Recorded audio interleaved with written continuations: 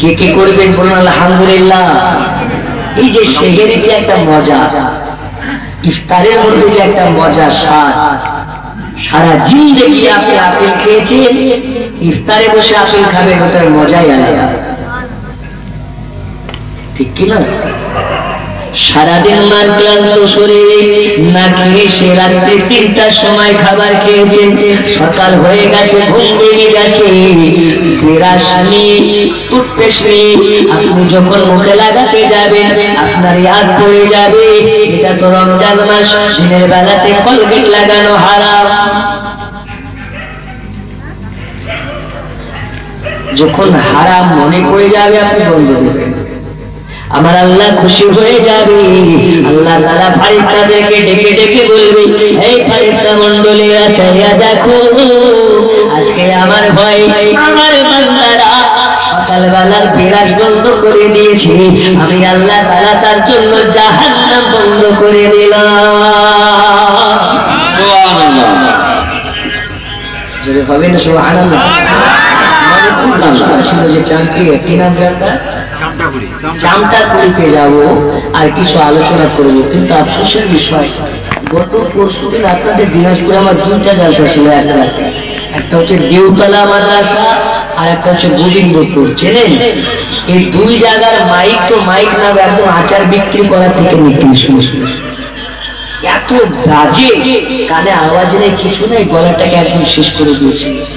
খুব আশা নিয়ে আপনাদের দাওয়াতটা নিয়েছিলাম, চামটাপুরতে যাব, কিছু হাদিস কোরআন আলোচনা করে তাদেরকে ইসলামের ছায়াত তলাতে আনার চেষ্টা করব। তবে আওয়াজের প্রয়োজন নাই, ভয়ে যদি শুনতে পান মুসলমানদের জন্য এটাই জরুরি। কথা বুঝে আসছে কি না? সুর নেই তো কি হয়েছে, ভয়েস তো আছে। আল্লাহ রাসূল বলে, যদি ইসলামের বাণী একজন বোবার জবান থেকে শুনতে পাও, ওটাকে তোমরা গ্রহণ করে নাও। আর আমরা কি, সুর আছে যার, বক্তা আছে তার, সুর আছে যার, ওই বক্তা আছে ভালো, যদি সুর নাই বক্তার, এ বক্তার ওয়াজ শোনা যাবে না। কেন যাবে না? এই হুজুর রস করে কথা বলতে পারে না, ঠিক কি না? সুর থাকলে কি না থাকলে কি, যেখানে আমার রাসূলুল্লাহর নাম আসবে, আশিকে নারীর দিল পারা পারা হয়ে যাবে। আজকে আপনাদেরকে একটা ওষুধ দিয়ে যাবো, আমাদের এখানে ডায়াবেটিসের রোগী আছে না নেই? সুগার আছে, আছে, অনেকের আছে, অনেকে ভাবে হাত তুলবো কি তুলবো না, তুলবো কি তুলবো না, সুগার আছে এমন ব্যক্তি গ্রামে নেই, এটা কিন্তু না, আসি না করে প্রত্যেকটা মানুষের মধ্যে সুগার থাকে, কিন্তু তার মধ্যে আপনার বেকার হয়। এখন আজকে আপনাকে এমন একটা ওষুধ দিয়ে যাবো, যার সুগার হয়েছে তার সুগার ভালো হবে, যার সুগার নেই কিয়ামত চলে আসবে, কিন্তু তার দেহতে সুগার বলে নামক কোন রোগ আসবে না। আওয়াজ করবেন না, নাহলে দোয়া করবো বাড়িতে একটা মুরগি থাকবে না, সব শিয়ালে হজম করে দেবে। একদম চুপ করে বসে থাকুন, যে ঘুমিয়ে গেছে ওকে বলুন পাতা দিচ্ছে, বিরিয়ানি দিবে, খেলে তুলুন, আর কেউ উঠা বসা করবেন না, মাত্র 2 ঘন্টা বসে যান। আরে আজকে থেকে রাত জায়গা শিখুন, পরশুদিন থেকে রাত্রিবেলা ভাত রাখতে উঠবে, ঠিক কিনা? এদিকে কি টাটকা টাটকা গরম করে খান, আপনারা খাবার টাটকা টাটকা রান্না করে। আমাদের এলাকাতে রাত্রি 1টার সময় ডাকাডাকি শুরু হয়ে যায়, এই আপনারা উঠে বলুন 1টা বেজে গেছে, রান্না করুন, তারপরে মাইক বাজানো শুরু। তো কিছু চুলকানি লোকের আছে, কিছু মানুষের চুলকানি আছে, ওরা বলে আগে কেন মাইক বাজাও? যার কানে নবীর গুণকীর্তন শুনে বিরক্ত বোধ হয়, ওই ব্যক্তি কোনদিন নবীওয়ালা হয় না। যার কানে আজানের আওয়াজ যাওয়ার কারণে বিরক্ত হয়, ঘুমের ডিস্টার্ব হয়, ওই ব্যক্তি কোনদিন নবীওয়ালা হতে পারে?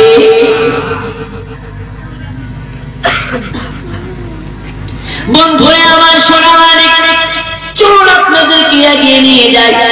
আজকে আপনাদেরকে আমি বলতে চাই, পৃথিবীর বুকে আমরা আল্লাহ তাআলা আমাদেরকে জানানার পয়গম্বর উম্মত করে পাঠিয়েছেন। আল্লাহ তাআলা আমাদেরকে পাঠাতে পারতেন মানুষ না করে, আল্লাহ তাআলা আমাদেরকে গাছপালা, নরনালা, ছাগল ইত্যাদি বানাতে পারতেন, কিন্তু আল্লাহ তাআলা আমাদেরকে মানুষ করে কেন পাঠালেন? আমার আল্লাহ পাঠালাম মাত্র দুইটা কারণে। একটার কারণ হলো এলাকায় ইবাদতে ইলাহি, দুই নাম্বারটা হলো মুহাব্বতে মুহাম্মাদি। এই দুইটা যাদের মধ্যে থাকবে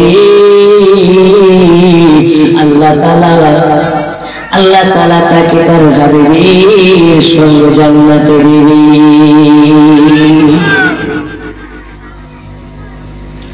ইবাদতে ইলাহি বলতে কি?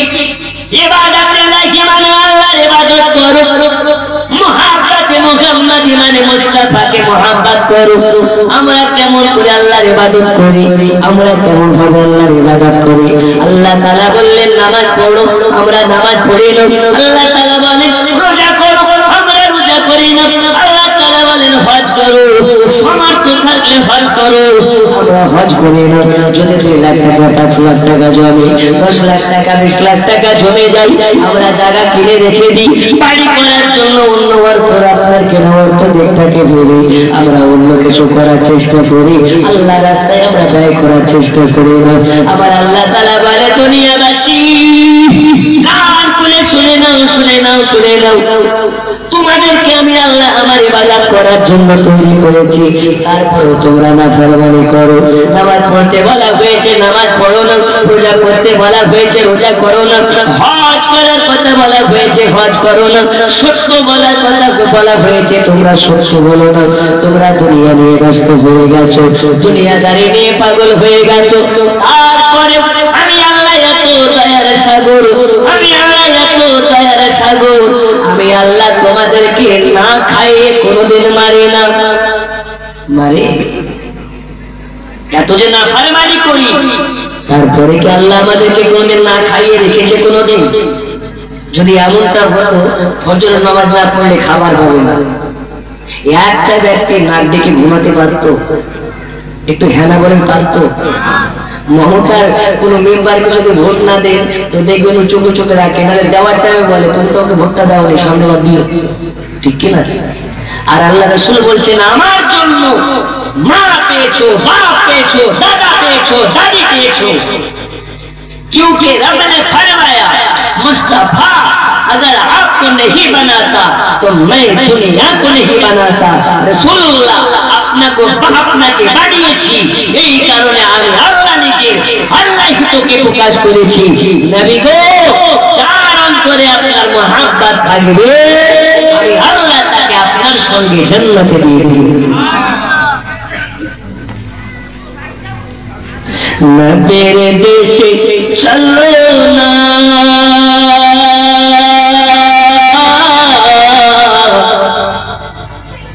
জিয়ারত করে মদিনা, স্বপ্নে আমি দেখি সোনার মদিনা।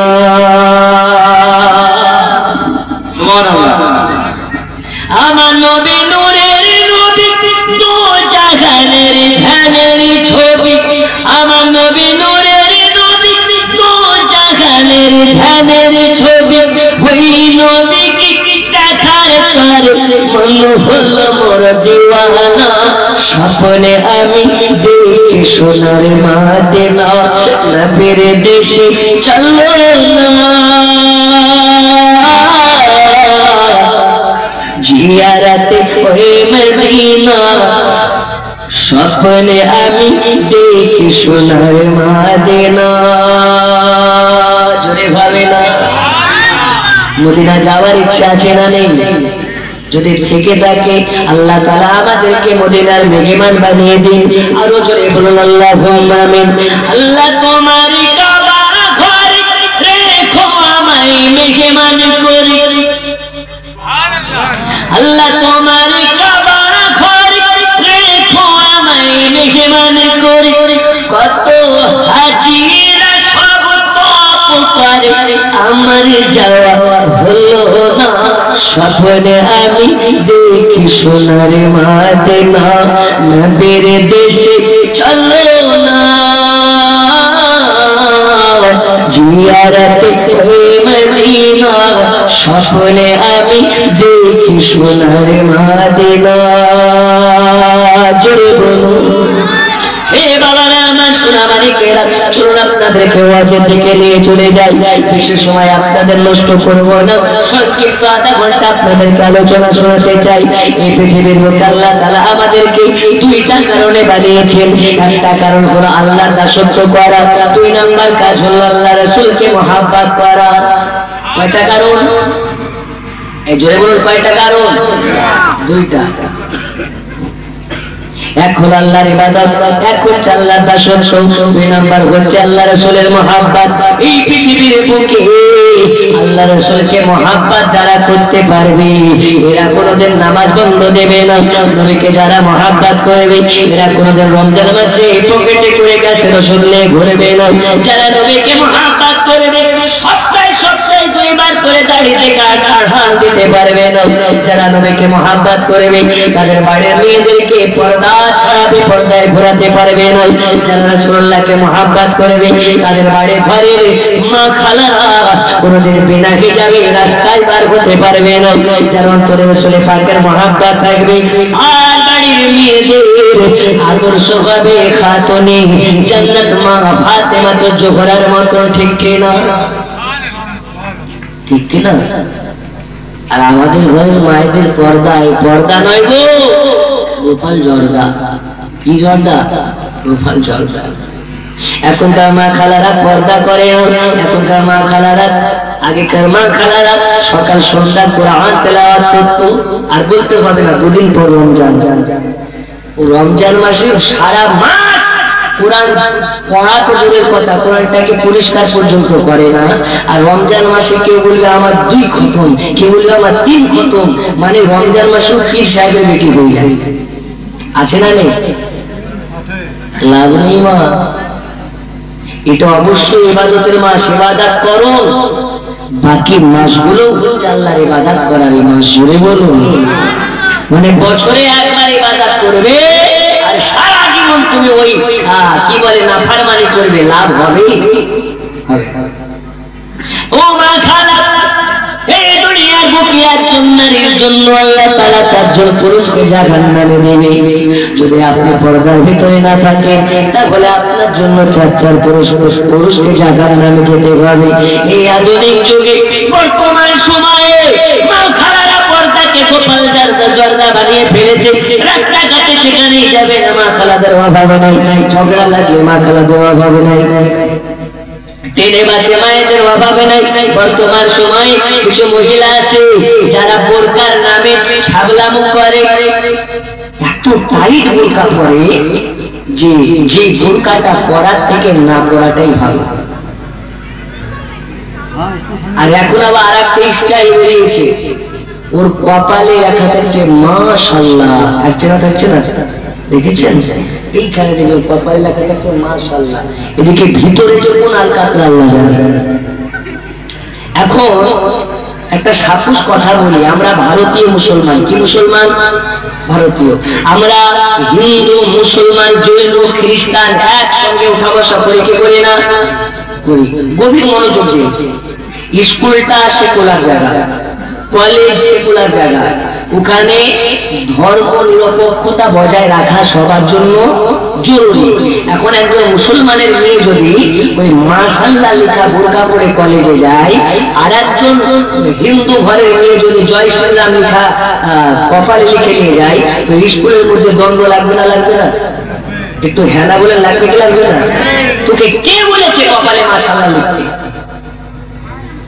কে অধিকার দেবে? তুমি মাশাআল্লাহ যদি লেখো, একজন হিন্দু ঘরের মেয়ে জয় শ্রীরাম লেখা নিয়ে যাবে, তাহলে সেকুলার জায়গাতে গিয়ে লাফড়া বাঁধবে কি বাঁধবে না? কি দরকার? আল্লাহ রাসূল বলেছেন হিজাব হবে নন আকর্ষণীয়, কোন আকর্ষণ যেন হিজাবের মধ্যে না থাকে, কালার হবে সাদা মাটা, কিন্তু ওর বোরখার দিকে তাকালে মনে হচ্ছে আকাশের তারা নেমে চলে এসেছে। আল্লাহর কসম, এই সব বোরখাধারী মহিলাগুলোকে আল্লাহ জাহান্নামের মধ্যে এমন পিটানি পিটাবে ওর কপালে মাশাআল্লাহ লেখা উঠে যাবে ইনশাআল্লাহ। এই কথায় কি রাগ হচ্ছে? রাগ হচ্ছে? শেষ করে দেব। দোয়া করে দেব। আপনাদের আওয়াজ শুনে মনে হচ্ছে আমার থেকে আপনাদের আওয়াজ বেশি বসা, আর আওয়াজ শুনে মনে হচ্ছে যে কতদিন ঘুমাইনি আল্লাহ পাক ভালো জানে। একটু আমার সাথে করুন, আমি জেগে জাগিয়ে ফেলুন, প্রচুরলে চায়ের ব্যবস্থা হবে। একটু আমার সাথে নবী আমার জান, নবী আমার প্রাণ, নবী আমার জান, নবী হয় না আওয়াজ করুন, নবী আমার জান, নবী আরো জোরে, নবী আমার জান, নবী আরো জোরে। ভালো লাগে না আমি যাব মদিনা, আমায় ভালো লাগে না আমি ওগো নবী দয়া করে একবার ডাকো না, ভালো লাগে না আমি যাব, হ্যাঁ ভালো লাগে না আমি গরিব বলে হুজুর দিবেন না ঠেলে, আমি গরিব বলে হুজুর দিবেন না ঠেলে, কদম তলে ঠাই দিবেন হুজুর আমার ভালো লাগে না আমার ভালো লাগে না আমি যাব ওগো নবী দয়া করে, ওগো নবী দয়া করে একবার ডাকো না, ভালো লাগে না আমি যাব, আমায় ভালো লাগে না। আবাজি আমার সোনা মানিকেরা, আমি আপনাদেরকে বলতেছিলাম আল্লাহ রাসূল সাল্লাল্লাহু তাআলা আলাইহি ওয়াসাল্লামের মহব্বত কতটা জরুরি, যে কারণে আল্লাহ তাআলা নিজে জানিয়ে দিলেন, কুল ইন কুনতুম তুহিব্বুনাল্লাহা ফাত্তাবিউনি ইউহিব্বুকুমুল্লাহ ওয়া ইয়াগফির লাকুম যুনুবাকুম ওয়াল্লাহু গফুরুর রহিম। ও নবী আপনি জানিয়ে দিন, যারা আমি আল্লাহ আমাকে মহব্বত করতে চাই, যারা আমি আল্লাহ আমাকে মহব্বত করতে চাই, ইয়া রাসূলুল্লাহ ইয়া তারা যেন আপনাকে মহব্বত করে নাই, তারা যেন আপনাকে ভালোবেসে নাই, যার অন্তরে আপনার মহব্বত থাকবে হাসরের ময়দানে, হাসরের মাঠে তাদের কপালে নূর চমকাবে,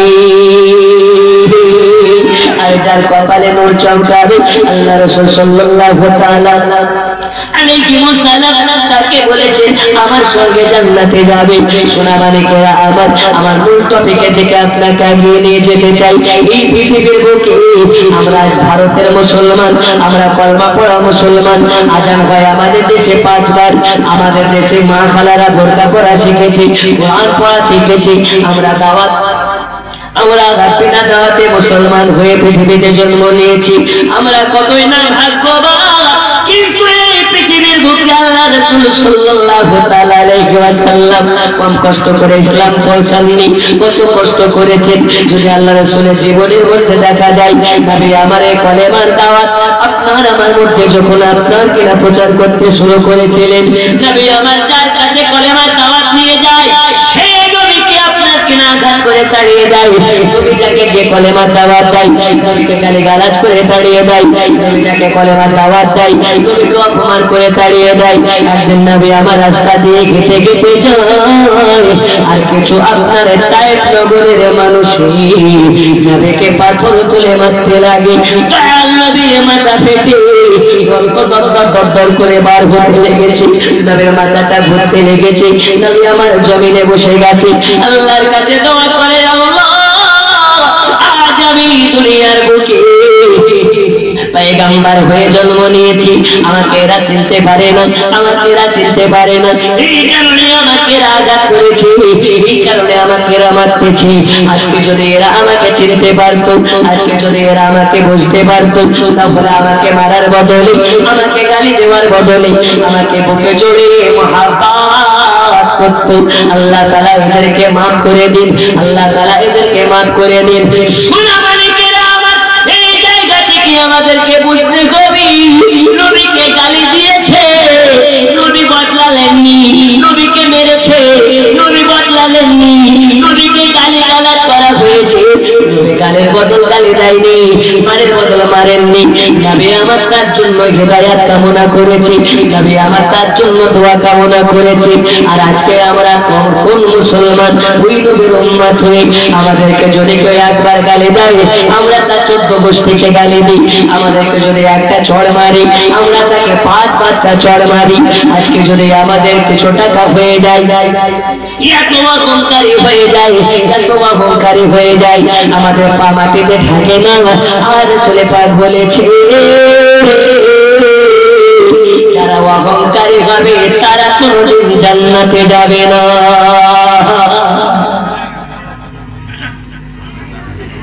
জোরে বলবেন না?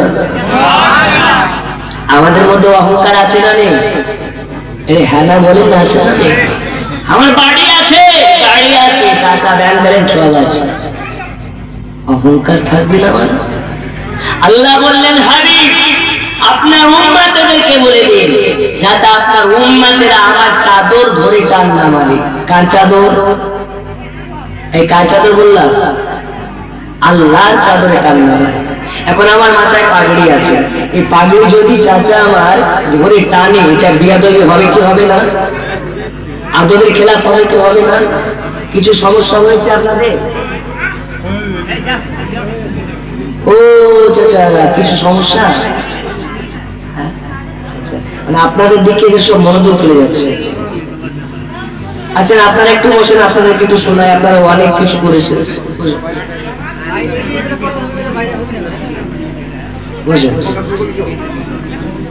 কোন সমস্যা আপনাদের?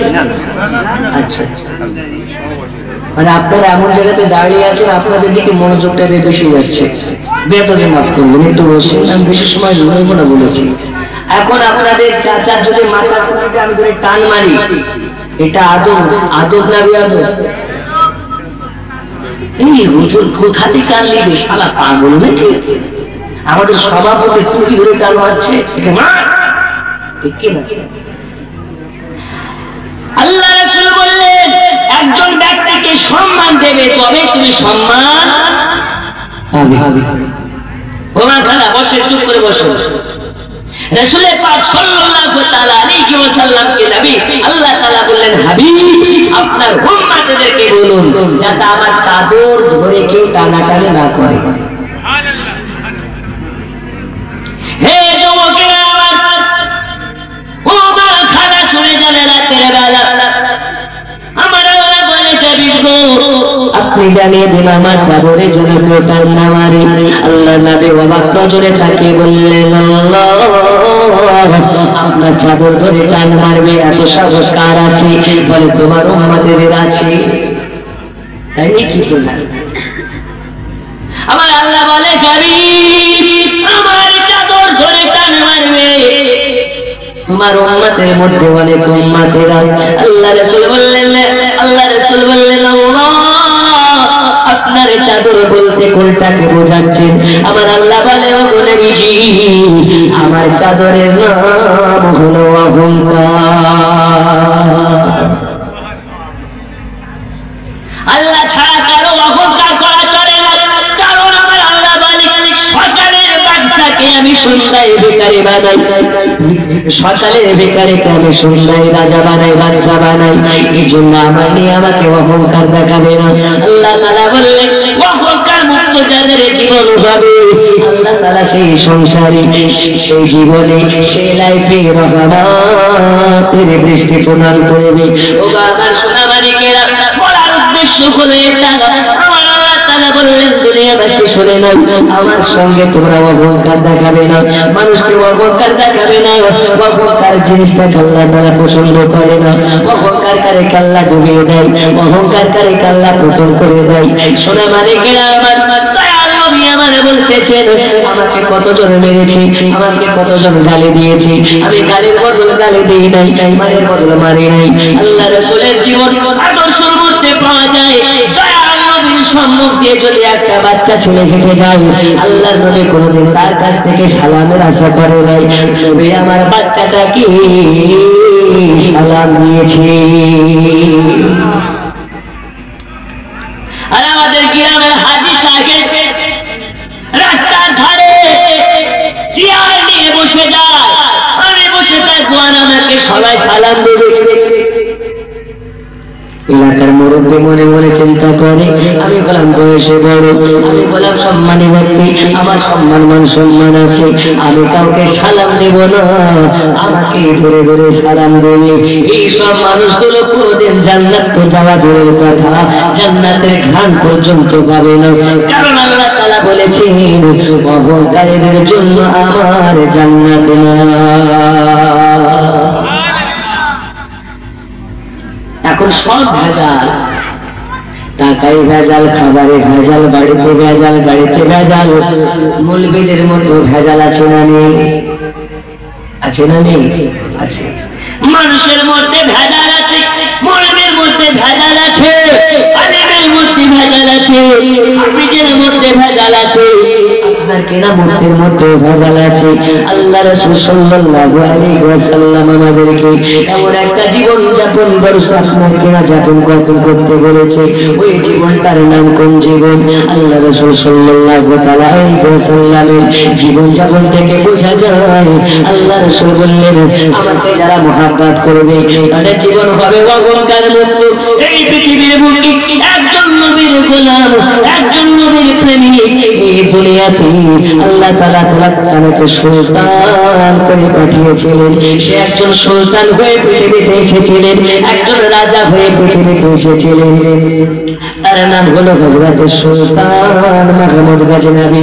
গজনা শহরের গজনা আপনার কিনা সাম্রাজ্যের রাজা, গজনা সাম্রাজ্যের সুলতান। এই সুলতানের জীবন থেকে আজকে আপনাদেরকে জীবন যাপন শিখতে হবে। এই সুলতানের জীবন লাইফ স্টোরি থেকে আমাদের জীবনকে ওই রকম ভাবে প্রচালিত করতে হবে। আল্লাহ তাআলা তাকে কিছু অভাব দিয়ে পাঠাননি। গাড়ির অভাব নেই, বাড়ির অভাব নেই, খাওয়ার অভাব নেই, বাড়িতে হাজার হাজার সেনাবাহিনী আছে তারা বাড়িকে দেখভাল করার জন্য, বাড়িতে হাজার হাজার চাকর আছে, বাড়িতে কোন রকমের অসুবিধা নেই। এই সুলতান হওয়ার পরে তার জীবন লাইফটা যদি আপনি শুনেন আপনার চক্ষু কপালে উঠে যাবে।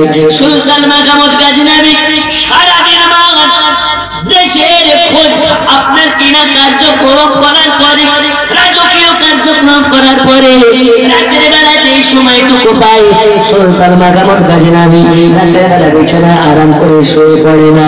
প্রত্যেকদিন সন্ধ্যাবেলা হয় সুলতান মাহমুদ গজনবী প্রাসাদ থেকে বার হয়ে এলাকার খোঁজ নিতে বের হয়। জোরে বলুন। আর আমাদের এলাকার এমপি সাহেব যদি একবার ভোট নিয়ে নেয় ওই এলাকায় দ্বিতীয়বার আসার প্রয়োজন আছে? নেতা লোক দেখানো নয়।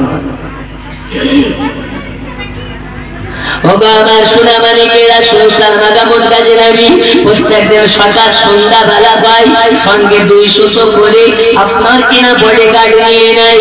আর আপনার কেনা ছোট্ট টাকা ফেলা করে এলাকার খোঁজ খবর নিতে বার হয়ে যায়। কার বাড়িতে খাবার হয়েছে, কার বাড়িতে হয়নি, কার বাড়িতে উনুন জ্বলেছে, কার বাড়িতে জ্বলেনি। সুলতান মাহমুদের খোঁজ খবর নেওয়ার জন্য বার হয়ে গেছে। একদম সন্ধ্যাবেলা যখন রাজপ্রাসাদ থেকে বার হয়েছে যেন দেখতে পাই একজন মাদ্রাসার তালেবে ইলম আপনার কেন একটা দোকানের লম্পর লাইটের হাওলাত নিয়ে পড়াশোনা করতেছে।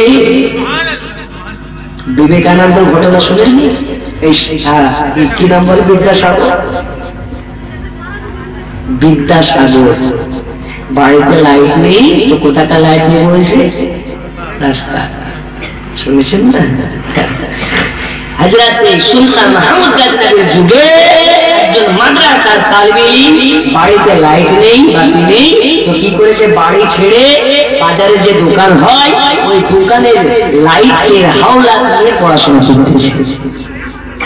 তখন তো রড লাইট ছিল না, এই কারেন্ট বিদ্যুৎ ছিল না, ছিল কি লম্প, চারা, তেল, সব কিছু মোমবাতিও ছিল। হে যুবকেরা, সুলতান মাহমুদ গজনবী দেখতে পায় মাদ্রাসার একজন তালেবে ইলম রাতের বেলা বাড়িতে না থেকে মাদ্রাসাতে না গিয়ে একটা দোকানের লাইটে আপনি পড়াশোনা করতেছে।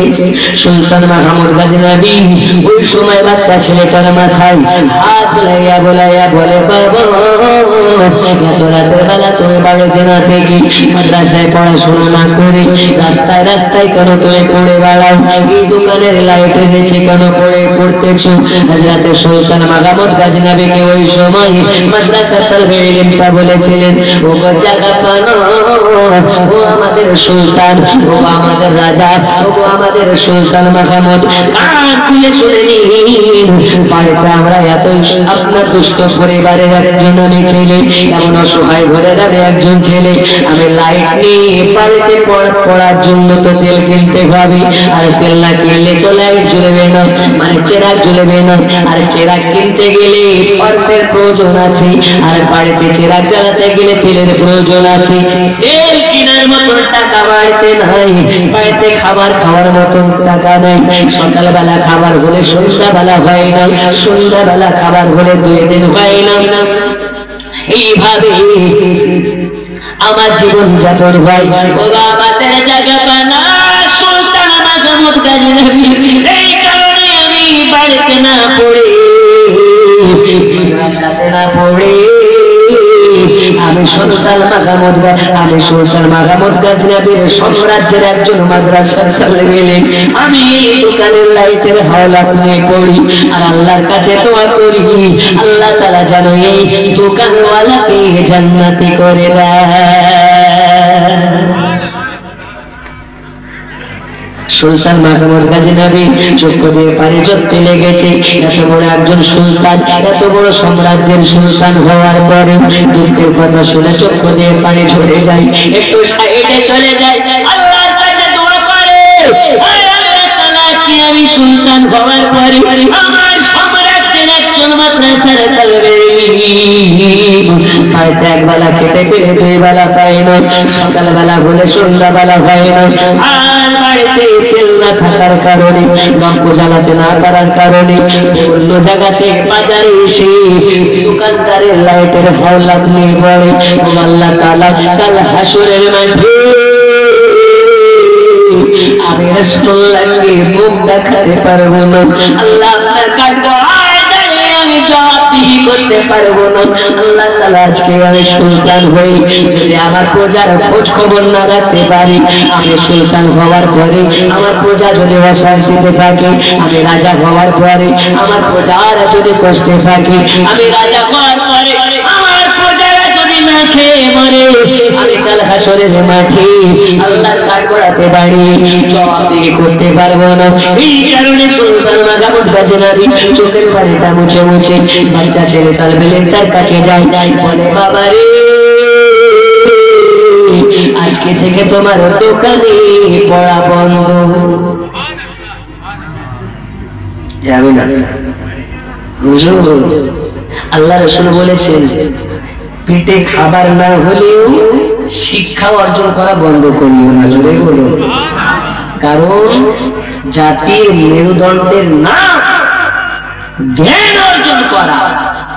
ভারতের মুসলমান আপনাকে বলি, বাড়িতে একবেলা খাবার হলেও ভালো, না হলেও ভালো, যদি 2 বার জীবিকা করার জন্য আপনি সঞ্চয় করে রেখেছেন, প্রয়োজন হলে 2 বার খাওয়া বন্ধ করুন, 1 বার করে খান, আর 1 বার খাবারের যে খরচ টাকা লাগে ওই টাকা দিয়ে নিজের সন্তানকে পড়াশোনা করাবেন। না হলে ভারতে আগামী দিন মুসলমানের খুব শোচনীয়, যাতে প্রত্যেকটা মুসলমানের ঘরে ঘরে আইপিএস হয়, আইএস হয়, আপনার কিনা ডিসিপি হয়, বিডিও হয়, এসডিপিও হয়, এইরকম ভাবে ডাক্তার হয়, মাস্টার হয়, ব্যারিস্টার হয়, ইঞ্জিনিয়ার হয়। এইগুলো দরকার আছে না নেই? এই হ্যাঁ না বলেন, আছে না? আচ্ছা, দরকার আছে। তো সুলতান মাহমুদ গজনবী বলছে, আজ থেকে পড়া বন্ধ। জায়গা বানাও। আল্লাহ রাসূল বলেছে, জ্ঞান অর্জন করার জন্য যদি চীন দেশে যাওয়া লাগে যাবে, কিন্তু মূর্খ হয়ে মরবে না। হুজুর তাহলে কি আমার আর জ্ঞান অর্জন করা হবে না? সুলতান মাহমুদ গাজী নবী ওই সময় বলেছিলেন, বাবু শুনে নাও, শুনে নাও, শুনে নাও, আমি আজ থেকে তোমাকে কথা দিলাম, আর দোকানের লাইটের হাওলা দিয়ে পড়তে হবে না। সুলতান মাহমুদ গাজী নবীর ভালো লাগার একটা চেরাগ ছিল, পছন্দের একটা চেরাগ ছিল, পুরোটাই স্বর্ণ দিয়ে করা, সোনা দিয়ে করা। ব্যাগ থেকে বার করে, আর ব্যাগ থেকে বার করে সোনার চেরাগটা তালবে লিখে দিয়ে দিলেন। বললেন, বাবু শুনে নাও, শুনে নাও, এই চেরাগটা গুলো আমার পছন্দের চেরাগ, এই চেরাগটা আমার ভালো লাগার চেরাগ। নাও নাও নাও নাও, এটার দরকার নাই আমার, এটার দরকার বেশি তোমার, এই নাও, নিয়ে নাও, নিয়ে নাও। আজ থেকে এই সোনার চেরাগে আপনার কেনা আগুন জ্বালিয়ে চেরাগের লাইটে পড়াশোনা করবে। তখন বলে, হুজুর সোনার চেরাগ পেয়ে গেলাম, ভালো কথা, কিন্তু তেল কেনার মতন তো টাকা নাই। সুলতান মাহমুদ গাজী নবী বলে, বাবা রে, আজ থেকে তোমাকে তেল কেনার জন্য টেনশন করতে পাবে না, তোমার খাবারে টেনশন করতে পাবে না, তোমার খাওয়া দাওয়ার কোনো টেনশন করতে পাবে না। আজ থেকে চেরাগের তেলের দায়িত্ব হলো আমার, খাবারের দায়িত্ব হলো আমার, বইয়ের দায়িত্ব হলো আমার। এ কথা বলে সুলতান মাহমুদ গাজী নবী বাড়ি চলে যায়। যাওয়ার পরে রাত প্রাসাদে গিয়ে খাটিয়ার উপরে শুয়ে পড়েছে। রাতের বেলাতে সুলতান মাহমুদ গাজী নবীর স্বপ্নে মাঝে মদিনার নবী এসে হাজির হয়েছে। এই সুলতান মাহমুদ, আজকে তুমি এত সুন্দর কাজ করেছো, এত ভালো লাগার মতন কাজ করেছো, আমি মদিনাতে থাকতে পারলাম না রে। আজ এই কারণে আমি তোমার স্বপ্নে মাঝে দিদার পেতে চলে আসলাম। সুলতান মাহমুদ শুনে নাও, শুনে নাও, আজ তুমি মুহাব্বত করে মাদ্রাসা তালেবে ইলমকে একটা চেরাগ দান করেছো, ওই বদল তো কিছু দেওয়াই লাগে। এই কারণে আমি নবী তোমাকে চেরাগ দান করার বদলাতে কিছু দিতে এসেছি। বললেন, ইয়া রাসূলুল্লাহ, ইয়া হাবিবাল্লাহ নবীজি, আপনি আমাকে কি দেওয়ার জন্য এসেছেন? সুলতান মাহমুদ গাজী নবীকে বলতেছেন, এই সুলতান মাহমুদ গাজী নবী শুনে নাও, আজকে তুমি মাদ্রাসা তালেবে ইলমকে চেরাগ দান করেছো, আর আমি মদিনার নবী আজকে কথা দিলাম, আজকে তোমাকে দান করে গেলাম আল্লাহ তাআলার বানানো জান্নাত। জান্নাত বানিয়েছেন কে? আরো জোরে, बनाने वाला कौन है? अल्लाह, देने वाला रसूलुल्लाह। क्योंकि फरमाया वल्लाह इन्नमा आना फासिल, আল্লাহর কাছে দেওয়া, রাসূলুল্লাহর কাজ আমাদের মধ্যে বিতরণ করে দেওয়া। জোরে বলুন, আর একটু জোরে বলবে না? রিজিকের মালিক কে? আল্লাহ না মমতা খালা? আরো জোরে, আল্লাহ না মমতা খালা? রিজিকের দায়িত্ব আল্লাহ। রিজিকের দায়িত্ব না নিতে পারে মমতা, না নিতে পারে মোদি, না নিতে পারে কেউ। আমার আল্লাহ বলে চারটি জিনিসের দায়িত্ব হচ্ছে আমার। কয়টা জিনিসের? একটা হচ্ছে আল্লাহ কাবা ঘরে, 2 নাম্বার হচ্ছে পাক কালামুল্লাহ কুরআন মাজিদের, 3 নাম্বার হচ্ছে রাসূল পাকের, 4 নাম্বার হচ্ছে রিজিকের। রিজিকের দায়িত্ব আল্লাহ ব্যতীত কি কেউ নিতে পারে না। আমার আল্লাহ বলে, দুনিয়াবাসী শোনো, খাবারে টেনশন করবে না, তুমি তো আমার দুনিয়াতে আছো। যে বাচ্চাটা দুনিয়াতে ভূমিষ্ঠ হওয়ার আগে মায়ের গর্ভে 10 মাস পর্যন্ত থাকে, ওই বাচ্চাটার খাবার তো আমি আল্লাহ দিই। তাহলে রুটির মালিক আল্লাহ, দেনেওয়ালা হচ্ছে রাসূলুল্লাহ, খিলানেওয়ালা হচ্ছে রাসূলুল্লাহ। এজন্য আমি উর্দু ভাষায় শায়রি লিখতেছি, রোজি খোদা ने दी है खिलाते हैं मुस्तफा, रोजी खुदा ने दी है खिलाते हैं मुस्तफा, रोजी खुदा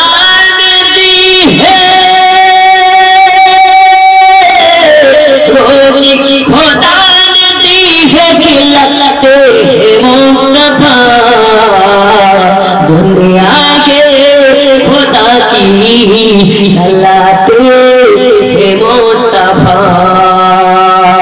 जोरे बोलो दुनिया के खुदा की चलाते हैं मुस्तफा पाइले निरालाई को नबी पाइले निरालाई